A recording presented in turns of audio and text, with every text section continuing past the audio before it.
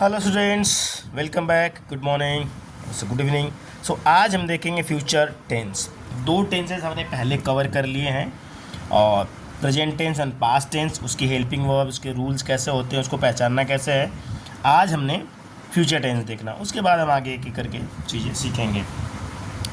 तो सीखना है तो प्रैक्टिस करो प्रैक्टिस करो प्रैक्टिस करो। दो ही चीज़, मतलब इंग्लिश सीखने के लिए एक तो अपना वोकैबुलरी स्ट्रांग करो एंड प्रैक्टिस करो। दो रूल हैं इंग्लिश सीखने के और बोलने के और कम्युनिकेट करने के बेटर इंग्लिश में। सीखो फ्यूचर इंडेफिनिट। सबसे पहला जो होता है, इनके चार पार्ट होते हैं। हमने पहले जो डिस्कस किया था कि टेंस तीन होते हैं, उनके चार चार बेटे हैं। तो जो फ्यूचर टेंस है, टेंस एक होता है, उसके तीन बेटे हैं, उनके तीन बेटों के फिर चार चार बेटे हैं। तो जो फर्स्ट है वो फ्यूचर इंडेफिनिट टेंस होता है। फ्यूचर इंडेफिनिट जैसे हमने पहले भी डिस्कस किया था, सुने थे ना। इनडेफिनिट, डेफिनिट और इनडेफिनिट दो संधि विच्छेद कर लो। इनडेफिनिट निश्चित नहीं है, जैसे वह जा रहा होगा। और इसकी पहचान क्या है फ्यूचर टेंस की? जिस वाक्य के अंत में गा, गी, गे आए। वह जा रहा होगा, वह सो रहा होगा, वह खा रहा होगा, वे जा रहे होंगे, वे सो रहे होंगे, वे खाना खा रहे होंगे, समथिंग लाइक दैट। वे जा रहे होंगे, वह जा चुका होगा। तो ऐसे जिसके अंत में गा, गी, गे आए, फ्यूचर टेंस। उसके बाद इंडेफिनिट तो सिंपली है, वह जाएगा, वह खाएगा, वह सोएगा। तो डेफिनिट नहीं है, अभी टाइम पे नहीं हो रहा है। जो थोड़ा सा समझने का है, अगर सेंटेंस को ओपन करके समझेंगे कि वह खाएगा, खाना खाएगा निश्चित नहीं है, खाएगा नहीं भी खा सकता है। वह जाएगा निश्चित नहीं है। अगर कह दो कि वह जा रहा है, वह जा रहा होगा, यानी कि उस टाइम पे एक टाइम बता रहा है, उस समय जा रहा होगा, तो इसलिए कंटिन्यूस हो जाएगा। तो इनडेफिनिट जहाँ पे है टाइम, जहाँ पे डेफिनिट नहीं होता है वो, वहाँ पे उसको हम फ्यूचर इंडेफिनिट में रखते हैं। और वहाँ पे जो हेल्पिंग वर्ब है वो विल एंड शैल लगेगी। शैल जनरली नहीं यूज करते हैं लोग, नॉर्मल बोलचाल की भाषा है जो वो I will, they will go, I will come and इस तरह से होता है। बट आई और यू के साथ आप शैल यूज करेंगे, बहुत कम बताते हैं लोग। बट आई और यू के साथ इसमें जो सजेशन ऑफर देते हैं, जैसे shall we go, shell I start, तो इस तरह के जो वर्ड्स सेंटेंस होते हैं उनमें ज़्यादातर यूज किया जाता है। बट हम यहाँ पे देखेंगे विल और शैल का यूज होगा। जैसे वह जाएगा, ही विल गो, वह नहीं जाएगा, ही विल नॉट गो। और इन सेंटेंसेस के चार तरह के वाक्य बनते हैं, चार तरह के वाक्य बनते हैं। निगेटिव, पहले तो positive, negative, affirmative and interrogative with negative. Affirmative, negative, interrogative, interrogative with negative, वो थोड़ा और डिस्कस करेंगे डिटेल में कभी। तो अभी केवल फ्यूचर टेंस की पहचान जानते हैं। वह जाएगा, ही विल गो, मैं जाऊंगा, आई शैल गो। वैसे लगता है आई विल गो भी जनरल बातचीत के भाषा में चल जाता है। नेक्स्ट है, जैसे वह पढ़ रहा तो नहीं, वह पढ़ेगा, ही विल स्टडी। वह सपोज रानी गीत गाएगी, रानी विल सिंग सॉन्ग, ठीक है। मैं पढ़ूंगा, आई विल स्टडी। तो इस तरह से फर्स्ट वाले जो फ्यूचर इंडेफिनिट रहता है उसके सेंटेंसेस को हम लोग ट्रांसलेट करेंगे आप, ठीक है। डिटेल में हमने रूल और रेगुलेशन, इसके helping verb plus subject plus helping verb plus object, ये सारी जो एक्सरसाइज है वो हमने एक चार्ट बना रखा है। उसमें जो वीडियो आप स्क्रॉल करेंगे पीछे कि टेंसेस की जो डिटेल की वीडियो है उसमें हमने दे रखा, उसको एक बार जाके स्टडी करेंगे। नेक्स्ट हम बढ़ते हैं फ्यूचर कंटिन्यूअस टेंस। अब फ्यूचर इंडेफिनिट हो गया, वह जाएगा, वह खाएगा, वह सोएगा। उसको हम सिंपल सा है कि सब्जेक्ट जो रूल है plus helping verb, helping verb जो ये होती है वो हेल्पिंग वर्ब होती है। एक होती है वर्ब, मेन वर्ब होती है जिससे किसी क्रिया का करना या होना पाया जाए। विल, कम, गो, रेस्ट, ईट, वो होती है। तो एक सब्जेक्ट, हेल्पिंग वर्ब इसमें लगाना ही लगाना आपको, प्लस वर्ब। ऑब्जेक्ट है कुछ, वो स्कूल जाएगा, he will go to school, तो वो यहाँ पे ऑब्जेक्ट लगाएंगे। सेम यही प्रक्रिया हर सेंटेंस को चेंज करने के लिए, कन्वर्ट करने के लिए इंग्लिश में आएगा। तो आप जब बोलने स्टार्ट करते हैं या लिखना जब चाहते हैं तो इसी तरह से इसको बनाएंगे सेंटेंस को। अब आते हैं future continuous tense. Future continuous tense में बच्चों ऐसा है जहाँ पे कंटिन्यूटी हो, कंटिन्यूअस। देखिए जो भी मेरा मानना होता है कि जो भी क्वेश्चंस होते हैं कहीं ना कहीं उसका जो क्लू होता है, जो आंसर होता है, उसका क्वेश्चन में ही छुपा रहता है। तो थोड़ा सा शांत माइंड से जब हम पढ़ते हैं कोई क्वेश्चन, तो उसमें आपको कहीं ना कहीं सवाल का जवाब निकल के आएगा। फ्यूचर कंटिन्यूअस, जहाँ पे कंटिन्यूटी हो, यहाँ पे इंडेफिनिट यानी जो डेफिनिट नहीं हो, जो निश्चित नहीं हो, यहाँ पे कंटिन्यूटी होगी। जैसे इसकी पहचान क्या हो गई, रहा, रही, रहे। वे जा रहे होंगे, जिस वाक्य के अंत में आएगा रहा, रही, रहे के बाद गागी गे आएगा, जा रहे होंगे, सो रहे होंगे, खा रहे होंगे, पढ़ रहे होंगे, आ रहे होंगे, वो सेंटेंस है फ्यूचर कंटिन्यूअस टेंस। सिंपल।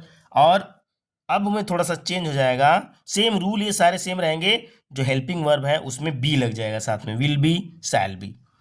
जैसे मैं जा रहा होऊंगा, I shall be going to school to home, जहाँ पे भी है ऑब्जेक्ट, तो आई शैल बी वर्ब हो जाएगा गोइंग, आईएनजी फॉर्म लग जाएगा, एंड ऑब्जेक्ट स्कूल। तो उस तरह से जहाँ पे भी रहा, रही, रहे के बाद गागी गे आए, उसमें आपको फ्यूचर इंडेफिनिट टेंस को अप्लाई करना है और इस तरह से सेंटेंस बनाना है। रूल और सेम, ये रूल सेम रहेंगे, बट वही है, विल बी साथ में विल बी यूज होगा हेल्पिंग वर्ब में, और वर्ब का ING form, first form, second form, third form, उसके बाद आईएनजी फॉर्म, या प्रेजेंट पास्ट पार्टिसिपल होता है।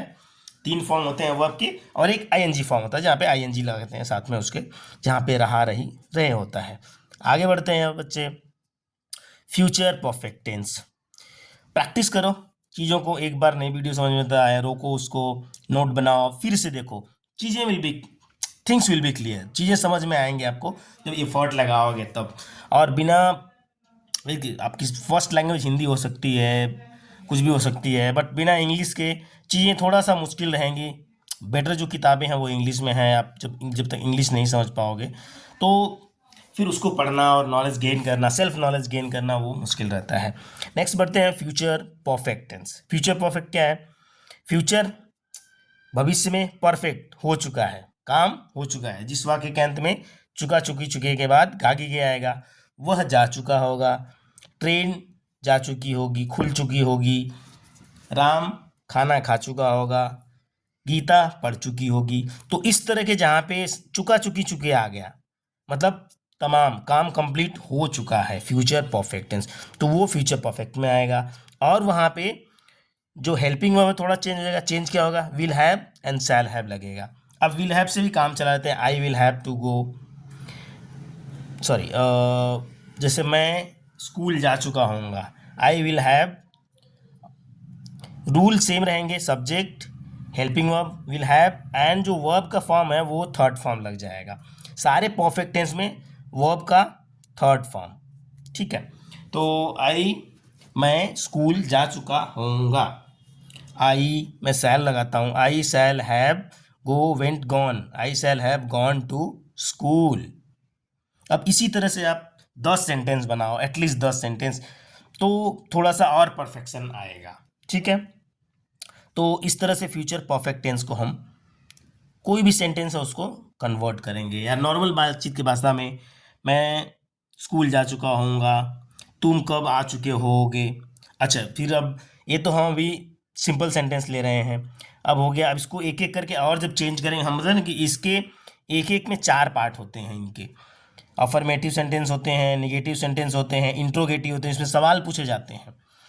कोई कोई ऐसे सवाल होते हैं जिसमें नकारात्मक भी होता है और सवाल भी पूछा जाता है, क्या तुम नहीं जा चुके होगे, क्या तुम नहीं जा चुके होगे। तो कैसे बनाओगे इसको, तो क्या बोल रहा है तो व्हाट नहीं लगा देना है। अगर सबसे पहले क्या आता है तो हेल्पिंग वर्ब से काम चल जाएगा आपका।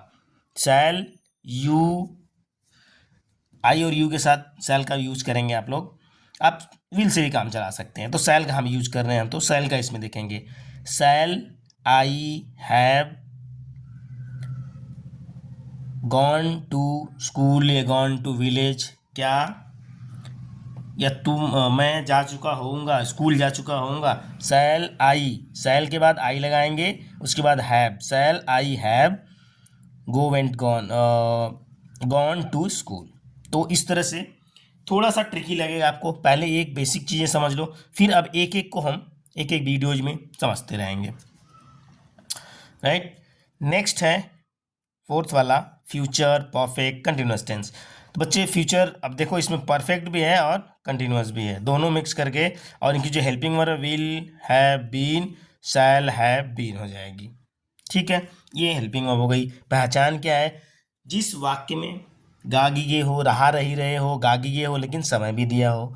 जैसे राम 2 घंटे से पढ़ रहा होगा, तो सेंटेंस बनेगा Ram will have been studying, 2 घंटे है तो फॉर 2 आवर्स। जहाँ पे अब यहाँ पे भी थोड़ा सा ट्रिकी रहता है कि टाइम, सिंस और फॉर का यूज करेंगे आप लोग, सिंस और फॉर। तो जहाँ पे निश्चित टाइम रहता है, 2 बजे अगर आ गया तो सिंस, 2 बजे तो सिंस, 2 घंटा तो फॉर का यूज। तो इस तरह से थोड़ा सा टाइम का डिफरेंस देखेंगे, चीज़ें जब पढ़ोगे या प्रैक्टिस करोगे तो क्लियर हो जाएंगी।